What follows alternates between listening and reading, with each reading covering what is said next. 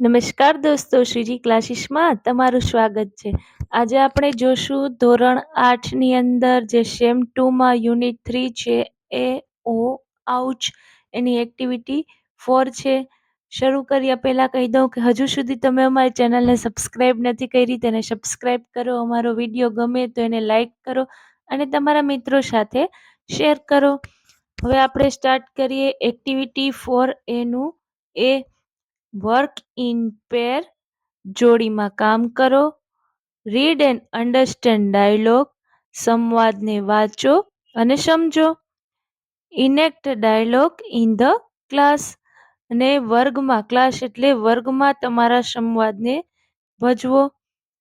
Form another dialogue with the help of the word given in the brackets, જે કૌંસમાં આપેલા શબ્દો છે એનો ઉપયોગ કરીને સંવાદને બનાવો. આ જે ડાયલોગ આપ્યો છે એવી જ રીતે જે કૌંસમાં જે શબ્દો આપ્યા છે એનો ઉપયોગ કરીને આવી રીતે સંવાદ બનાવવાનો છે. આપણે પેલો ડાયલોગ સમજીએ. રશ્મિ અને રાધાબેન વચ્ચેનો સંવાદ છે. Rashmi: good afternoon aunty. Radhaben: good afternoon. Where are you going?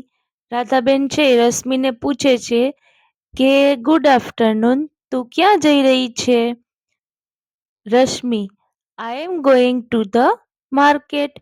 હું બજારમાં જઈ રહી છું.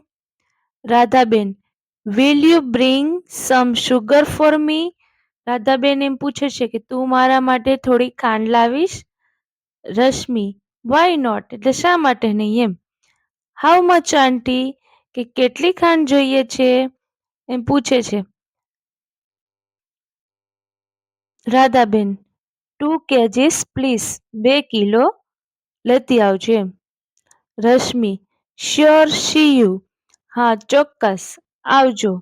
એવી રીતે અહીંયા જે આ ડાયલોગ છે એમાં નીચે વર્ડ આપ્યા છે. અહીંયા મિલ્ક છે, સ્વીટ છે, પછી ટી છે, વેજીટેબલ્સ છે, ઘી છે અને વેઇટ છે.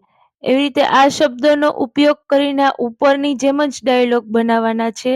પણ જ્યાં આપણે અહીંયા જોઈ શકીએ કે જ્યાં શુગર છે ત્યાં શુગરની જગ્યાએ આપણે અહીંયા આવશે મિલ્ક લખવાનું.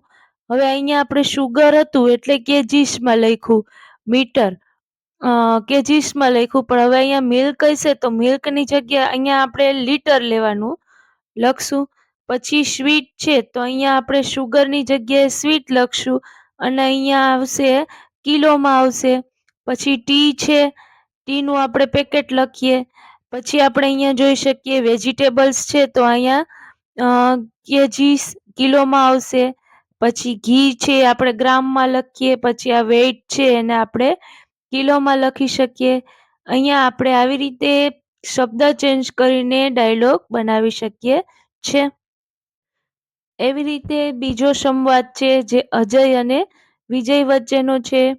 Ajay: hi Vijay, ready for the eating competition? Ajay શું પૂછે છે કે તું ઈટિંગ કોમ્પિટિશન એટલે ખાવાની સ્પર્ધા માટે તૈયાર છો? તો વિજય કહે છે યસ રેડી, હા હું તૈયાર છું. અજય: વોટ વિલ યુ ઈટ? અજય પૂછે છે કે તું શું ખાઈશ? તો વિજય કહે છે આઈ વિલ ઈટ લડ્ડુસ, હું લાડુ ખાઈશ. એવી રીતે અજય શું કહે છે આગળ? How many laddus can you ઈટ?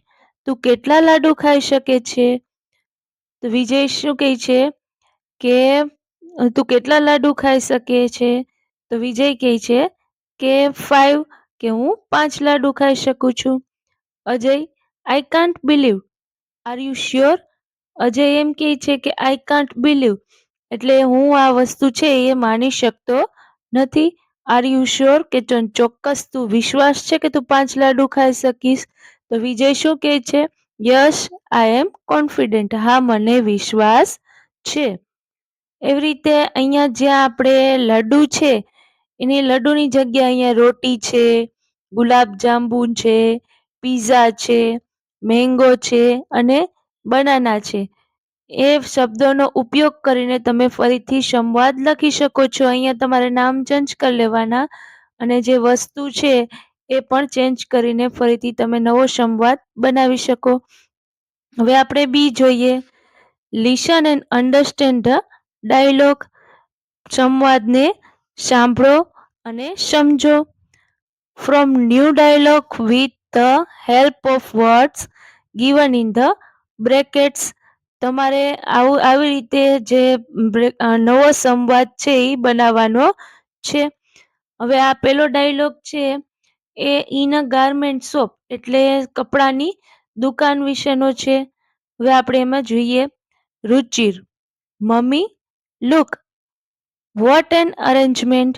શું કહે છે કે મમ્મી જુઓ કેવી સરસ ગોઠવણ છે.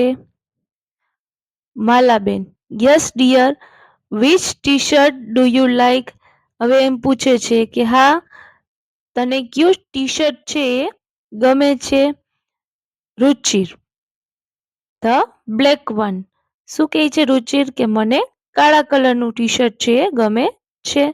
માલાબેન, વાય કે શા માટે, કેમ કાળા કલરનું જ ગમે છે. Ruchir, it's a perfect match for my jeans. એ છે મારા જીન્સને એકદમ અનુરૂપ છે. માલાબેન, નાઇસ ચોઇસ, કે તારી ચોઈસ છે એ સરસ છે, સરસ પસંદગી છે. રુચિર, થેન્ક યુ, આભાર. એવી રીતે અહીંયા ટી શર્ટની જગ્યાએ તમે જીન્સ છે, શર્ટ છે, પછી સલવાર કમીઝ છે, પંજાબી ડ્રેસ છે એ લઈને ડાયલોગ ફરીથી બનાવી શકો છો.